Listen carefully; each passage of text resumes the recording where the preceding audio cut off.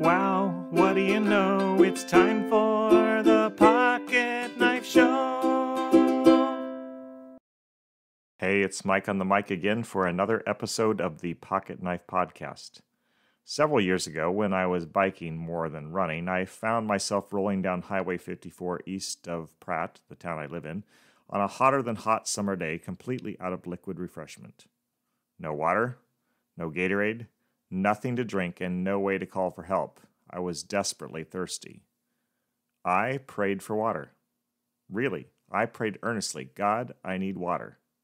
And you know what happened? Minutes later, as I was approaching the railroad crossing down the hill from Pratt Livestock, I spotted bottles in the ditch. I braked, stepped off my bike, and went to investigate. I kid you not, the bottles I'd seen were unopened and full of water. I greedily guzzled one down and put the other in my bike's bottle container. I made it home that day in part because God caused a supply of water to be ready for me before I knew I needed it. I don't know how he did it. Was there a case of water which broke open as a flatbed pickup truck bumped over the tracks, or had someone placed those bottles there for a friend who would be running past later that blazing day? I hope it wasn't the latter. As thankful as I was for water in the moment, I'd hate to think God's timely rescue of me led to the disappointment of another athlete ready for a refreshing drink. Listen now to an invitation God sent to his people through his prophet Isaiah. Written about 700 years before Jesus appeared on the scene, the words we find in the first verses of Isaiah 55 offer satisfaction to those who respond positively. Here's what God said to his people through Isaiah in verses 1 through 3. Come, all you who are thirsty, come to the waters, and you who have no money, come, buy and eat. Come, buy wine and milk without money and without cost. Why spend money on what is not bread, and your labor on what does not satisfy? Listen to me, and eat what is good, and you will delight in the richest of fare.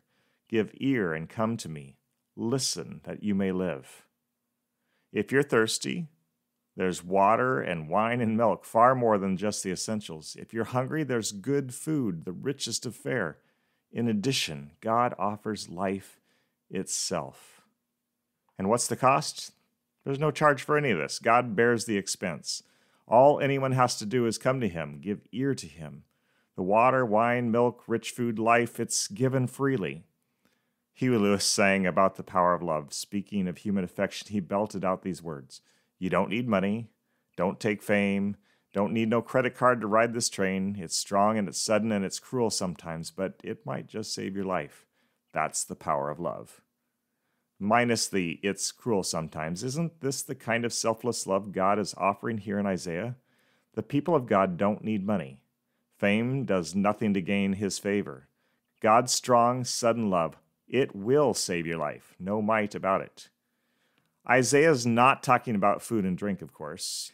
He's hinting at, predicting in a roundabout way, the free gift of salvation which Jesus will, in a few hundred years, purchase with his blood on the cross. Let me read a bit of Romans 3. Verse 23, of course, is the famous one. It's part of the so-called Roman road, which is a way to share the good news with others. I'm going to read more than that verse. I'll read verses 20 to 26. Note how the "for all have sinned" of verse 23 fits into the broader scope of things. Here we go. Romans 3, 20 to 26. Therefore, no one will be declared righteous in God's sight by the works of the law. Rather, through the law, we become conscious of our sin. But now, apart from the law, the righteousness of God has been made known, to which the law and the prophets testify. This righteousness is given through faith in Jesus Christ to all who believe. There is no difference between Jew and Gentile, for all have sinned and fall short of the glory of God, and all are justified freely by his grace through the redemption that came by Christ Jesus. God presented Christ as a sacrifice of atonement through the shedding of his blood, to be received by faith. He did this to demonstrate his righteousness, because in his forbearance he had left the sins committed beforehand unpunished. He did it to demonstrate his righteousness at the present time, so as to be just and the one who justifies those who have faith in Jesus. Where does the all have sinned portion of this passage point us? It points us to a salvation which is given freely to all who put their faith in Jesus. It points to God's grace and mercy toward those who rightly deserve punishment, judgment, condemnation. When God says, come, back in Isaiah, he sees what's ahead and gives his people reason to hope. You're in exile now. You're burdened and afraid, but something better is coming. I'm offering you a sneak peek at the best gift ever, and it will cost you nothing. Money cannot buy it. Good behavior cannot earn it. The gift of the righteousness of God given to each and every believer is free, free, free, free, free. And it brings life, real life, everlasting on and on and on and on and on and on life. We are made right with God through faith in Jesus. Wow. Why in the world do we keep chasing after things which do not satisfy? Come, all you who are thirsty, come to the waters, and you who have no money, come, buy and eat.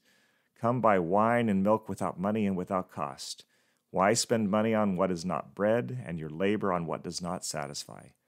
Listen to me, and eat what is good, and you will delight in the richest of fare. Give ear and come to me. Listen, that you may live. Oh no, it's sad, I know. We've come to the end of the show. See you next time.